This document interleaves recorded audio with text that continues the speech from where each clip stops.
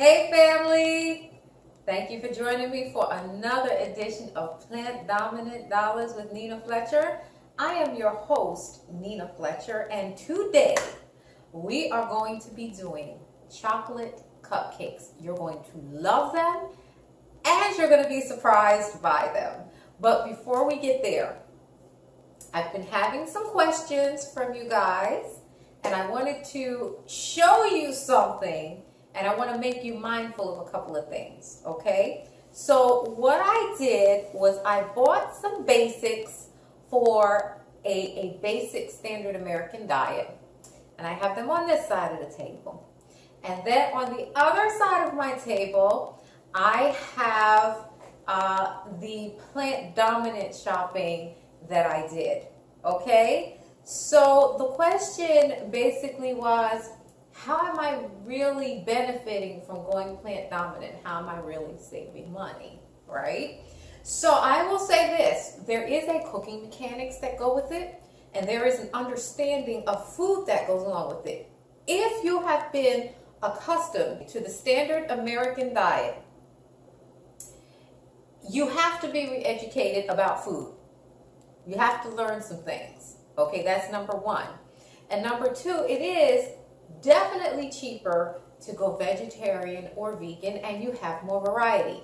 I'm going to prove that to you today. So let's go over to this side of the cabinet first.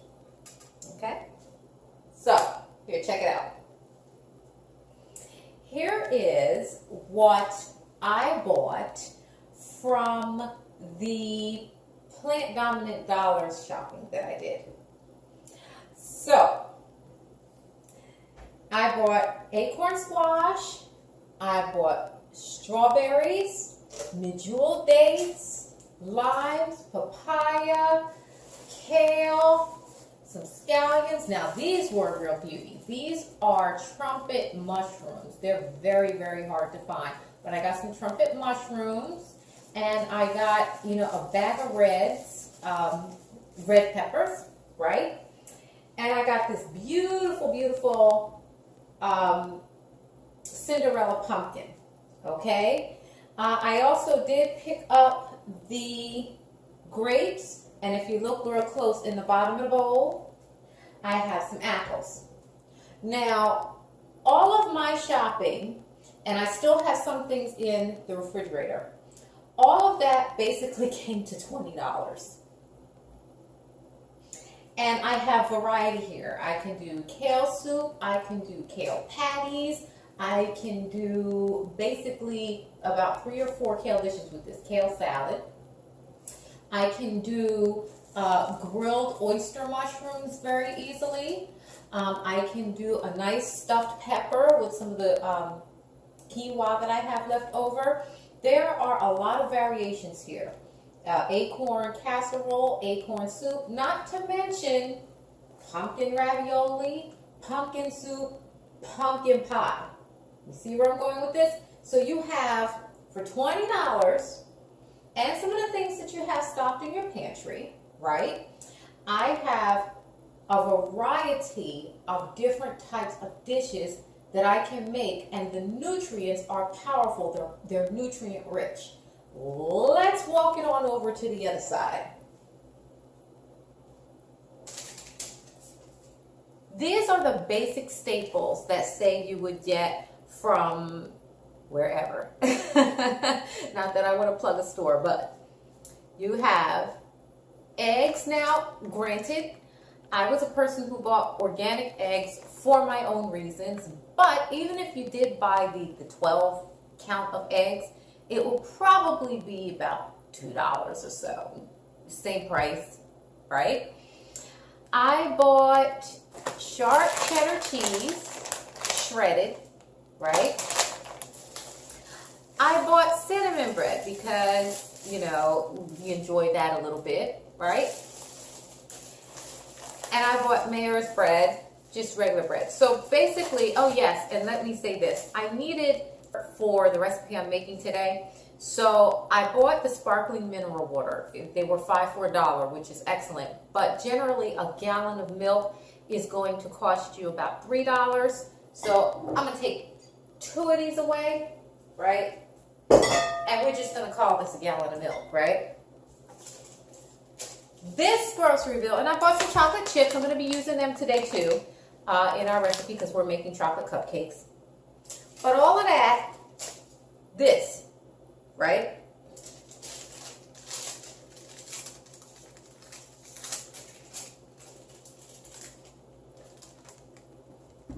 $30. Okay? So my point being, think about it. What kind of variety can you get with this? I granted, you can have eggs and toast. You can have grilled cheese. But these are basics. Milk, egg, butter, cheese, bread. $30, right? So there is a difference. And with regards to the vegetables, if you went and got them at the same store, you'd be paying higher prices too. I don't go to the regular store for produce. I don't do that. In one of the other videos I mentioned that I will go to farmers markets and I will go to, say, a produce junction to get fresh produce. So there are ways to make this more economical for you, and you have to train yourself to think differently with the way food is combined and food mechanics. So in my opinion and from my research, not only from the benefits from my health, I went from a size 10 going into a 12. Then when I went plant dominant over time, because I started eating right and exercising moderately, right? I came into a size 2, and some of the health issues that I was worried about disappeared. Okay? So if not just for being more balanced and having a more balanced lifestyle, it is definitely worth going plant dominant and learning more about your food before it's processed. Everything here is processed. So that $30 you're paying for the name and the process. Over there, it's called kale. $2. Okay? So join me. I'm going to set up for those cupcakes. We'll be right back.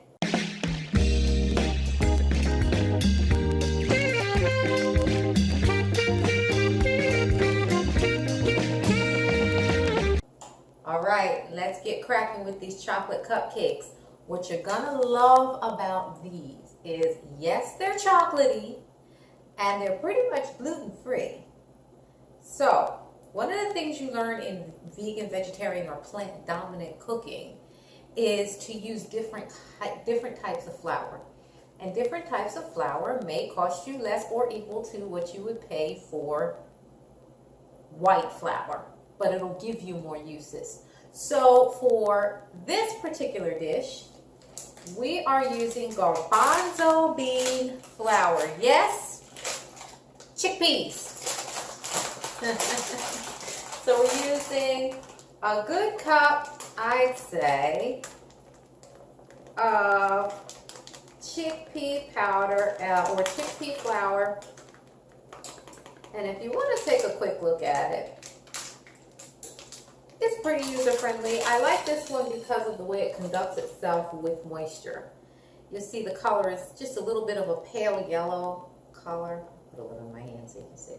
See? It's a little bit of a pale yellow color. It's a little bit more grainy, but I like the way it reacts to moisture, and I also like the rise that I get from it. And again, that's a gluten-free flour. Our next flour is going to be, or actually it's not even a flour. This cacao powder, okay? Now with the cacao powder, I do this completely by eye, and by the time I'm finished with it, I say it's generally, say, maybe 3 tablespoons. Maybe, and yeah, I measure it out by, so it might be like 3 tablespoons or so. At most a quarter cup. You don't need a lot of it.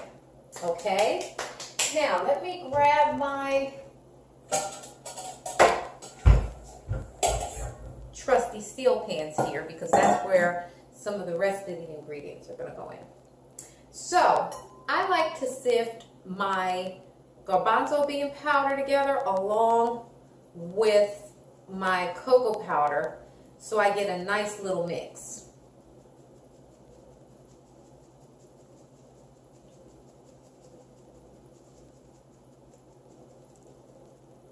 And then at the end, if you have some little clumps from some of the chocolate, you just sort of hit that through.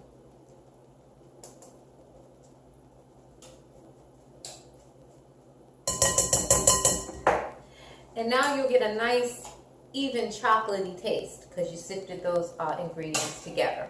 Now, here's where I put the wet ingredients. This is grade B maple. You can use agave if it's cheaper. I use about 1/4 cup. Okay. And at this point is where I put in just a little bit. This is grapeseed oil. And again, I measure this by eye as well, but it turns out to be about 1.5 teaspoons. Okay. And the very last thing that I put in, because I like it in the mix and I like it in the rise,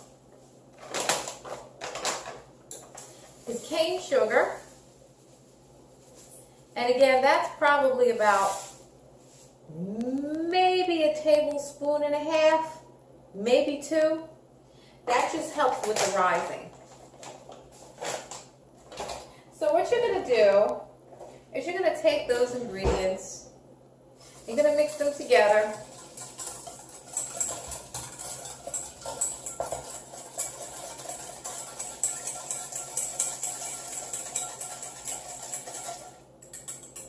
That's what you're going to come away with. Okay? That's sort of like the bottom part of your mix. Now, it is at this point, and I know this is a little bit backwards from what most people are taught. They say, oh, okay, put the dry into the wet. I control the wet going into a dry, and there is a reason for that. So what I do is I slowly start to pour in those ingredients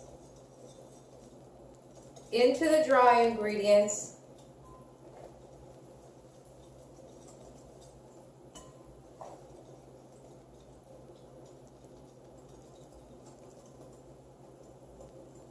And I make sure that those dry ingredients hit as much of the wet ingredients as possible.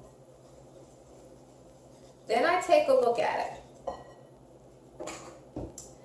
I want to make sure I scrape all the wet ingredients in, if you'll excuse me.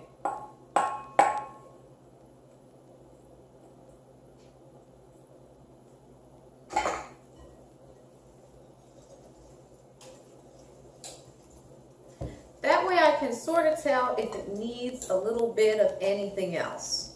So what you have right now is something that's going to sort of look like pie crust, right? That's what you want. It looks sort of like pebbles in pie crust, right? Then what you're going to do, this is sparkling mineral water. Now, see, the trick with this is that it's carbonated. Right? So you know how you generally put baking soda, baking powder, stuff like that in a cake? When it's already carbonated, you don't have to worry about that. So I pour that in and I take a look at the mix. And what you're doing, you're not stirring vigorously. You're just folding it in because you need the bubbles. Right? You need the bubbles.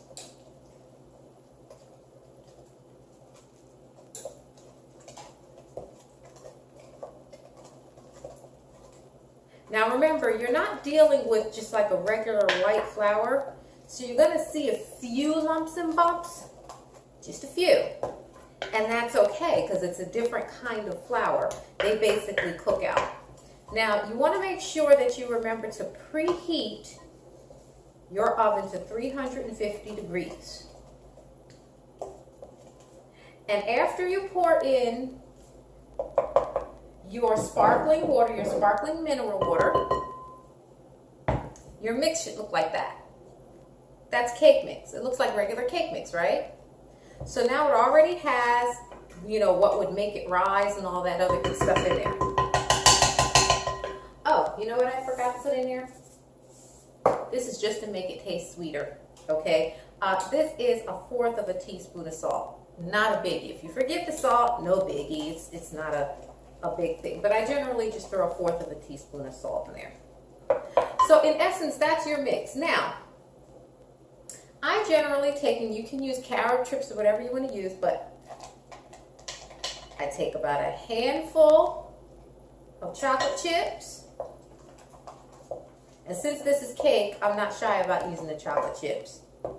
It's cake, right? So, take that, and we go ahead and fill our tins. Now, you can choose, if you like, to make a cake. I choose to use, and that's my oven going off, I choose to make cupcakes. Cupcakes are a little bit easier for me, and I can control my portions if I want to. And all I'm doing is I'm just oiling my cup. This is just a cup to be able to scoop in all that goodness. I oil the cup so that, you know, the mix doesn't necessarily stick to the cup. You see, I just made that and put that in. Very little of it is sticking to the cup. Okay.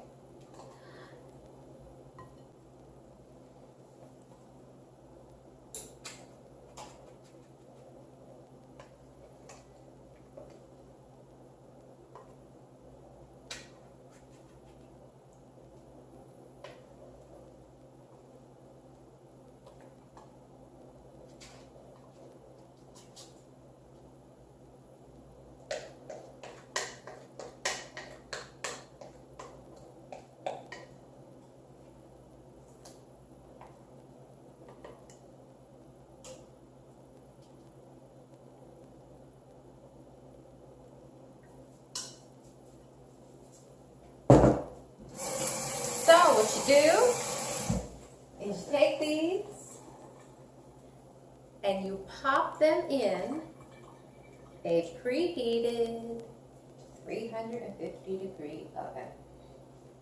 And if you notice, these particular cupcakes or chocolate cupcakes are gluten-free. I used very little sugar, right? There was no baking soda, no baking powder. The carbonation is coming from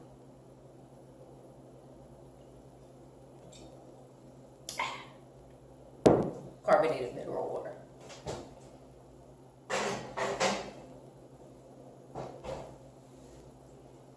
Stick that in, and about 15-20 minutes. And then I'll teach you how to make an awesome ganache icing. All right, so while that's sitting in the oven, I figured that I'd take a question. I have quite a few critics, but that is okay. It works. I'm telling you, the whole thing just works very, very well. But listen, so here was the question. This is from Nancy in Delaware. Hi, Nancy. Nancy wants to know, why do I not use measuring cups? That's not quite accurate. I use measuring cups when necessary. Now, the long answer would be, I was not taught how to cook from my mother directly. I learned how to cook from my grandmother. And my grandmother came from a time where they made perfect cakes, perfect dinners, perfect everything. And it's not that measuring cups slowed them down, which later on was the claim once they could actually afford to buy measuring materials. But their claim was they couldn't afford the measuring cups, it was just easier for them to have one bowl, one good pot, and a Dutch oven, and a cast iron pot. This is my grandmother, so it wouldn't be our mother, it would be the grandmother. And if my grandmother were living, she'd be about 89 years old, right? So she used to measure out in her hand, which is what you notice me doing a lot of. She would measure it out in her hand as to what it looked like from this portion of her hand. And that was for cakes, for everything, right? The other thing she would do was take a look at the bowl, and she would pour all of the ingredients. If it was liquid ingredients, she would pour the liquid ingredients in the bowl and eye it up and see how it landed in the bowl. And that would be a quarter cup. So the liquids, she measured by eye in the bowl. And then for the powders and things like that, the dry ingredients, she'd measure it in the palm of her hand and say, okay, that's about a cup. But very good question. I hope I answered it for you. Maybe in the future I'll use measuring cups more, but for right now, only when necessary, or only what I feel is necessary. All right, so now our cupcakes are done. I'm gonna go ahead in this oven. And look, it probably takes you, let's say, a good 15-20 minutes. You just check it, and when it springs back to you, they're pretty much done. Okay? Now, I have on the stove, it's sort of like a double broiler. If you take a look, I have boiling water in here. I'm going to turn it down to medium as soon as it boils, right? And then what I do is I just simply stick a bowl. You see this? It's just like regular metallic bowl. No glass for this, people. No glass. Metallic. With a hot holder here, okay? Stick it on there. I'm going to make that ganache icing that I was telling you about. This will take all of 2 seconds. First thing you want to do, about a tablespoon of your organic coconut oil. Then what you want to do, put in about half a cup to a cup chocolate chips. That looks like more like a 3/4 of a cup situation going on there. And what you want to do is make sure that sort of stirs together. No need to add any syrup, no need to add any sugar, no sweetener, nothing like that.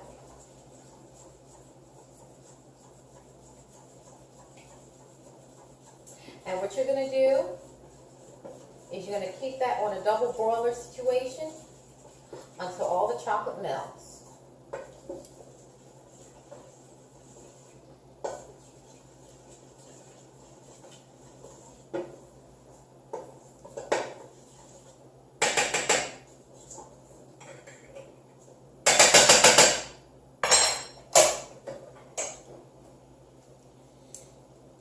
See what I'm saying? So now it's melted. Be very careful. It's very hot. What you do, put you a nice little helping on each of the cupcakes.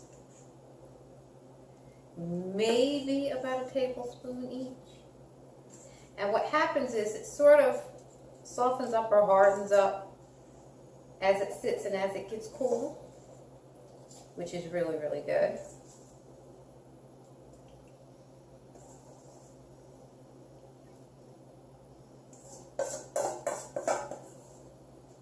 And I like the coconut oil because remember we discussed how coconut oil reacts?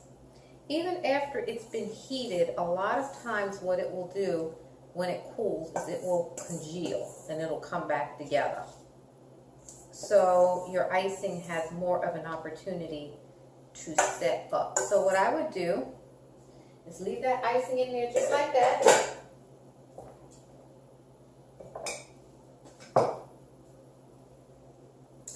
And, I'm going to dress this up a little bit. Bear with me, because I know how people feel about this, but so be it. I'm going to use a little bit of confectioner sugar, and I'm going to show you how I'm going to use it. Now, here goes your nice strawberries. I'm just going to give it a little rinse. A little bit of a dry, okay? And I just want to decorate one up real nice so you can see what they actually look like. I should be using my cutting board, but I'm not.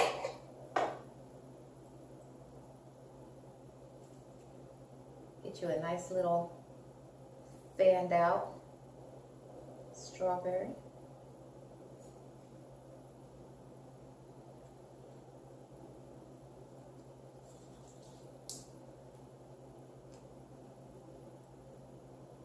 Why don't I do about 4 of them for you?